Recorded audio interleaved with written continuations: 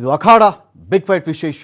ನಾನು Ramakanth. Excel PU college Guruvayanakere ಪ್ರಾಯೋಜಿತ ಅಖಾಡ ಇದು. ಇವತ್ತಿನ ಅಖಾಡದಲ್ಲಿ ವಿಚಾರ ಏನು ಅಂತ ಹೇಳಿದ್ರೆ, ಇರಾನನ್ನು ನರಕ ಮಾಡಿಬಿಡಿ ನೀವು ಅಂತೇಳಿ ಟ್ರಂಪ್ ಆದೇಶ ಮಾಡಿರೋದು. ಟ್ರಂಪ್ ಕಟ್ಟ ಕಡೆಯ ಶಪಥಾನ ಇದು.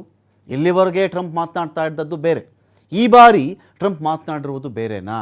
ಇರಾನ್ ಜನ ರೋಗಗ್ರಸ್ತರು, ಅವರನ್ನು ಆಳ್ತಾ ಇರತಕ್ಕಂಥವರು ಕೂಡ ರೋಗಗ್ರಸ್ತರು, ಅವ್ರನ್ನ ಉಳಿಸಬಾರ್ದು, ಅವರು ಭಯಾನಕ ಜನ ಇದ್ದಾರೆ, ಅವರನ್ನು ಆಳ್ತಿರುವವರು ಭಯಾನಕ, ಈ ಬಾರಿ ಯಾವುದೇ ಕಾರಣಕ್ಕೂ ಇರಾನನ್ನು ಉಳಿಸಬೇಡಿ ಅಂತೇಳಿ ಪೆಂಟಗಾನ್ಗೆ ಇದೇ ಟ್ರಂಪ್ ಆದೇಶ ಮಾಡಿದ್ದಾರೆ ಎಂಬಲ್ಲಿಗೆ ಯುದ್ಧ ಇಲ್ಲಿವರೆಗೆ ನಡೀತಾ ಇದ್ದದ್ದು ಬೇರೆ, ಇನ್ನು ಮುಂದೆ ನಡೆಯುವುದು ಬೇರೆ. 9 ದಿನಗಳಿಂದ ಇರಾನ್ನಲ್ಲಿ ನರಕ ದರ್ಶನ ಆಗ್ತಾ ಇದೆ. ಕೊಲ್ಲಿ ದೇಶಗಳಲ್ಲಿ ಎಮರ್ಜೆನ್ಸಿ ಘೋಷಣೆ ಮಾಡಿಬಿಟ್ಟಿದ್ದಾರೆ.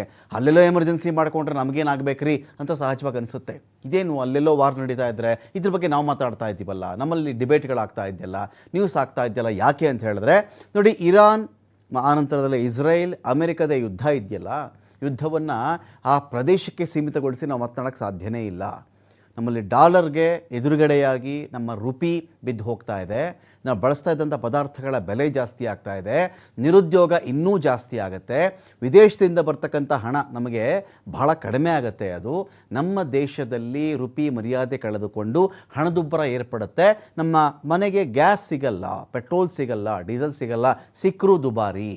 ಇಷ್ಟೆಲ್ಲ ಪರಿಸ್ಥಿತಿಗಳಿದ್ದಾಗ ಅಲ್ಲಿ ಎಮರ್ಜೆನ್ಸಿ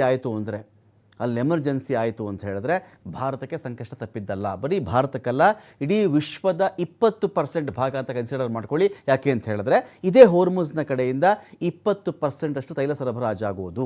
ತೈಲ ಸರಬರಾಜು ಇಲ್ಲದೆ ವಿಶ್ವದಲ್ಲಿ ಯಾವುದೇ ಎಂಜಿನ್ಗಳು ಓಡಲ್ಲ, ಯಾವ ಎಂಜಿನ್ ಕೂಡ ಓಡೋಕ್ಕೆ ಸಾಧ್ಯನೇ ಇಲ್ಲ, ಗಾಲಿಗಳು ಉರುಳಲ್ಲ, ಅಲ್ಲಿಗೆ ಅಭಿವೃದ್ಧಿ ಕೂಡ ಕುಂಠಿತ ಆಗಿಬಿಡುತ್ತೆ ಅಂಥೇಳಿ ಇಷ್ಟರ ಮಟ್ಟಿಗೆ ಟ್ರಂಪ್ ಮಾತನಾಡ್ತಾ ಇರಬೇಕಾದ್ರೆ ಇದು ಬರೀ ಬಡಬಡಾಯಿಸೋದಾ?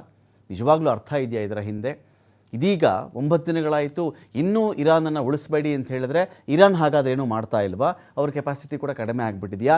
ಇರಾನ್ನ ಬಂದರುಗಳು ಇವತ್ತು ಸತತ ದಾಳಿಗಳಿಗೆ ಗುರಿಯಾಗಿವೆ. ಅವು ಹಿಂದೆಂದೂ ಆಗದಂಥ ಯುದ್ಧವನ್ನು ಇರಾನ್ ಇಲ್ಲಿ ಕಾಣ್ತಾ ಇದೆ. ಟ್ರಂಪ್ ಪದೇ ಪದೇ ಹೋರ್ಮುಜ್ ಜಲಸಂಧಿಯ ಮೇಲೆ ದಾಳಿ ಮಾಡಿಸ್ತಾ ಇದ್ದಾರೆ. ಹೋರ್ಮುಜ್ನನ್ನು ಇರಾನ್ ಅತಿ ದೊಡ್ಡ ಅಸ್ತ್ರವನ್ನಾಗಿ ಬಳಸಿಕೊಂಡಿತ್ತು.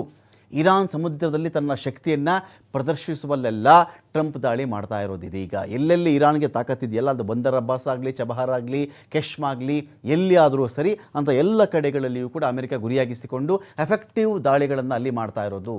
ಹಾಗಿದ್ದಾಗ ಮುಂದಿನ ಕಥೆ ಏನಾಗುತ್ತೆ ಇರಾನ್ನ ಕಥೆ? ಅದೇ ರೀತಿಯಲ್ಲಿ ಅಮೆರಿಕದ ಸೇನಾ ನೆಲೆಗಳು ಮಧ್ಯಪ್ರಾಚ್ಯದಲ್ಲಿ ಏನಾಗುತ್ತೆ? ಇರಾನ್ ಸಪೋರ್ಟ್ಗೆ ರಷ್ಯಾ ಆರ್ ಚೈನಾ ಬರೋದಿಲ್ವ? ಇವಾಗ ಇರಾನ್ ಒಬ್ಬಂಟಿ ಆಯಿತಾ? ಇಸ್ರೇಲ್ಗೆ ಇರಾನ್ ಮೇಲಿನ ಯುದ್ಧ ಏನೇ ಕಾರಣಕ್ಕಾದರೂ ಸರಿ ಕಂಟಿನ್ಯೂ ಆಗಬೇಕು ಅಂತ ಇತ್ತು, ಆಸೆ ಈಡೇರ್ತಾ ಇದೆಯಾ? ಎಲ್ಲ ವಿಚಾರಗಳಿಗೆ ಸಂಬಂಧಪಟ್ಟಂತೆ ಡಿಬೇಟ್ ಸ್ಟಾರ್ಟ್ ಮಾಡ್ತಾ ಇದ್ದೀನಿ. ಪಾಲ್ಗೊಳ್ಳೋದಕ್ಕೆ ನಮ್ಮೊಂದಿಗೆ ಪ್ರೊಫೆಸರ್ ಚಂಬಿ ಪುರಾಣಿಕ್ ಸರ್ ಇದ್ದಾರೆ. ರಾಜಕೀಯ ವಿಶ್ಲೇಷಕರು, ಅಂತಾರಾಷ್ಟ್ರೀಯ ವಿದ್ಯಮಾನಗಳ ಬಗ್ಗೆ ಸಾಕಷ್ಟು ಗಹನವಾಗಿ ಮಾತನಾಡುವಂತಹವರು. ಸ್ವಾಗತ ಚಂಬಿ ಪುರಾಣಿಕ್ ಸರ್ ತಮಗೆ ಒಂದು ಡಿಬೇಟ್ಗೆ. ನಮಸ್ಕಾರ ಎಲ್ರಿಗೂ ನಮಸ್ಕಾರ. ಇನ್ನೊಂದು ಕಡೆ ನಿವೃತ್ತ ಕರ್ನಲ್ ವೆಂಕಟೇಶ್ ನಾಯ್ಕ್ ಸರ್ ಇದ್ದಾರೆ. ವೆಂಕಟೇಶ್ ನಾಯ್ಕ್ ಸರ್ ಸ್ವಾಗತ ತಮಗೆ ಒಂದು ಡಿಬೇಟ್ಗೆ.